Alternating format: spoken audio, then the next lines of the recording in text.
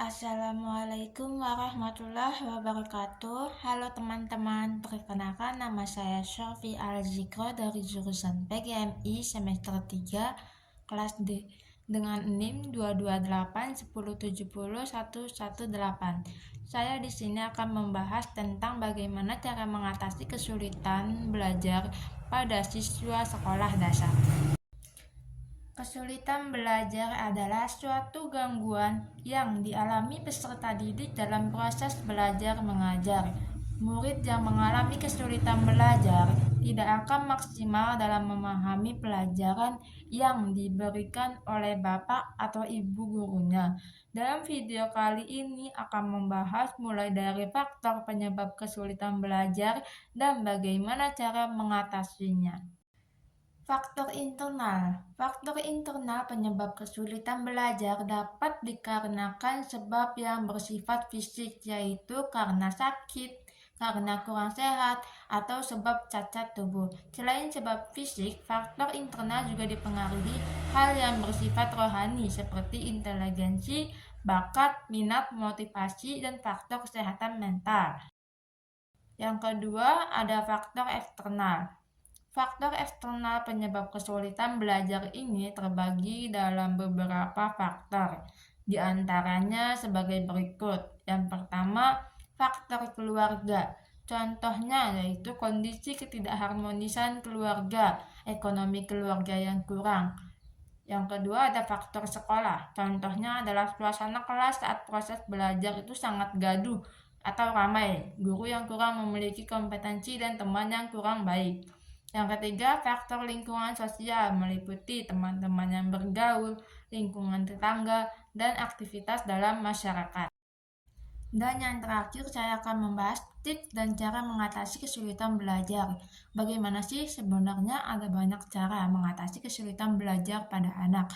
Cara tersebut bisa dilakukan di rumah maupun di sekolah. Apa saja kah itu? Berikut pembahasan lengkapnya. Yang pertama, mengajak siswa untuk aktif saat proses pembelajaran. Cara ini bisa digunakan untuk mengatasi kesulitan belajar adalah dengan mengajak siswa untuk aktif saat proses pembelajaran, di mana guru bisa melibatkan siswa dalam berdiskusi saat sedang menerangkan materi pelajaran. Selain itu, dorong siswa untuk mau bertanya tentang materi apa yang belum dipahami. Metode ini bisa dibilang cukup efektif, akan tetapi dalam penerapannya membutuhkan kesabaran dan juga keuletan.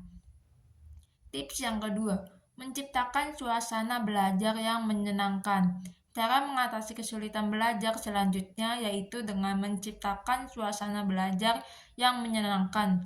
Kesulitan yang dialami seseorang bisa terjadi karena suasana belajar yang tidak kondusif.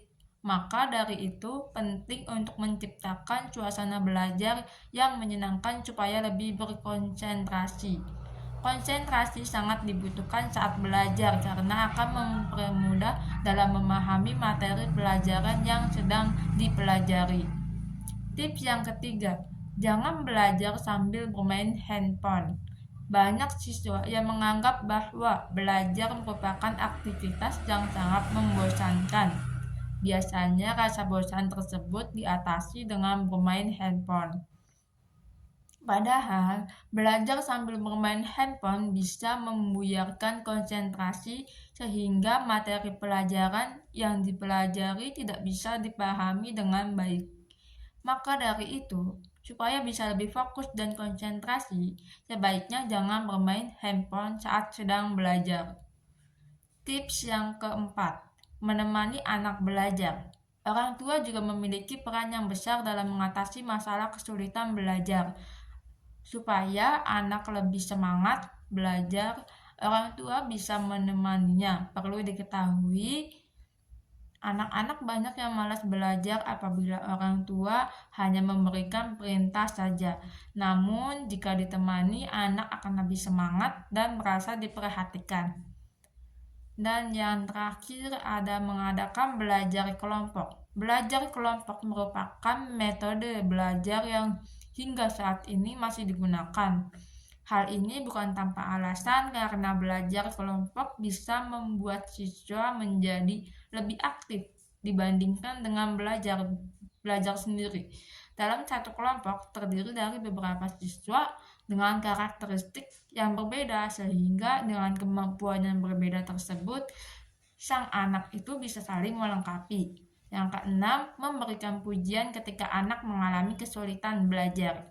Guru ataupun orang tua sebaiknya membantu siswa mengatasi masalah tersebut dengan cara sederhana, yaitu melakukan pujian, memberikan pujian kepada anak-anak. Contohnya, ketika sang anak sudah mengerjakan PR, orang tua harap memberi pujian anak pintar dan bagus sekali, dan sebagainya. Dengan memberikan pujian ini, maka siswa menjadi lebih termotivasi dan meningkatkan rasa percaya dirinya.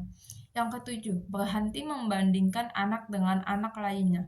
Siapapun itu, pasti tidak akan senang saat dibandingkan dengan orang lain, tanpa kecuali anak-anak sekalipun. Orang tua yang membandingkan anaknya dengan anaknya yang lain akan membuatnya menjadi tertekan. Terlebih lagi, anak yang dijadikan perbandingannya itu merupakan anak yang berprestasi, sehingga anak tersebut tidak ada motivasi untuk belajar.